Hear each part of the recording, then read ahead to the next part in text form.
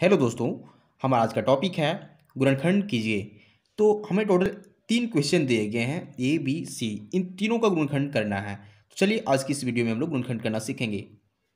तो हमारा सबसे पहला सवाल है, सवाल नंबर ये, x square plus x y plus 8x plus 8y। देखिए गुणनखंड करने का मतलब क्या होता है। गुणनखंड शब्द पे ध्यान दीजिए, यहाँ गुणन प्लस खंड है, यानी कि हमें इन बीजीय व्यंजकों को गुणा के रूप में व्यक्त करना होता है। तो हमें सबसे पहले यहाँ से कुछ कॉमन ढूंढना होगा। तो कॉमन क्या है, यहाँ भी x है और यहाँ भी x है, तो यहाँ से x कॉमन आ सकता है। फिर अगला कॉमन ढूंढिए क्या हो सकता है। देखिए यहाँ भी y है और यहाँ भी y है, इसका मतलब यहाँ से y कॉमन आ सकता है। तो हमें क्या करना है कि इन दोनों में से y को कॉमन लेंगे और इन दोनों में से जो बच गया पार्ट एक्स स्क्वायर और 8x में से x को कॉमन लेंगे, आने की यहाँ से x को कॉमन लेंगे। तो सबसे पहले हम x को कॉमन लेते हैं। देखिए क्या हो जाएगा, x यहाँ कॉमन आएगा और बचा हुआ पार्ट क्या हो जाएगा, क्योंकि यहाँ x कॉमन ले चुके हैं, सिर्फ यहाँ एक x बचेगा और यहाँ फिर प्लस 8 बचेगा, क्योंकि हम लोग x को कॉमन ले चुके हैं। तो यहाँ से प्लस 8 लिख देंगे। अब देखना है कि इस पे कॉमन क्या आ रहा है, y कॉमन आ रहा है, क्योंकि दोनों में एक्स वाई और 8y में y यहाँ कॉमन आएगा, क्योंकि दोनों में अवेलेबल है। तो प्लस, क्योंकि हम दोनों में प्लस है तो प्लस y को कॉमन लेंगे।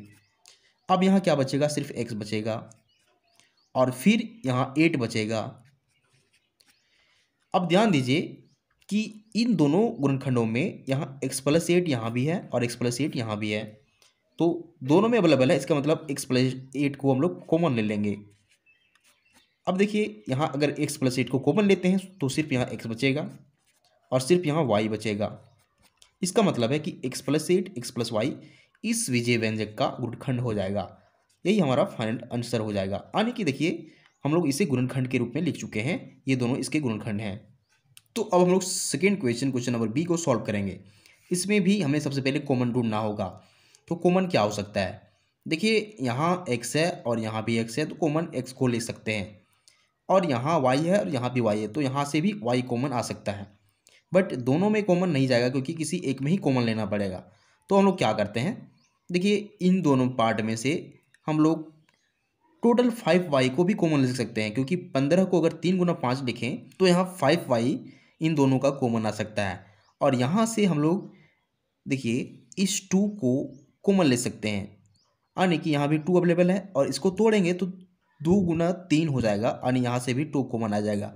तो चलिए कॉमन लेते हैं। यहाँ से सबसे पहले हम लोग इस 15xy और प्लस 5y में से क्या कॉमन लेंगे, 5y को कॉमन लेंगे। तो यहाँ क्या बचेगा, यहाँ बचेगा 3x, क्योंकि दोनों गुना होकर 15xy हो जाएंगे। अब ये देखिए 15xy के बाद हम लोग 5y देखेंगे, तो यहाँ से 5y को कॉमन ले चुके हैं, तो सिर्फ यहाँ सिर्फ +1 लिखेंगे, क्योंकि टोटल कॉमन यहाँ है। अब देखिए इस पार्ट में ध्यान दीजिए, 6x और 2 में यहाँ दोनों में से माइनस साइन लगा हुआ है, तो दोनों में -2 कॉमन ले लेंगे। अगर -2 कॉमन लेते हैं तो सिर्फ यहाँ 3x बचेगा, 3x, और यहाँ भी +1 बचेगा, क्योंकि माइनस प्लस गुना होकर माइनस हो जाता है, तो +1 लिखेंगे।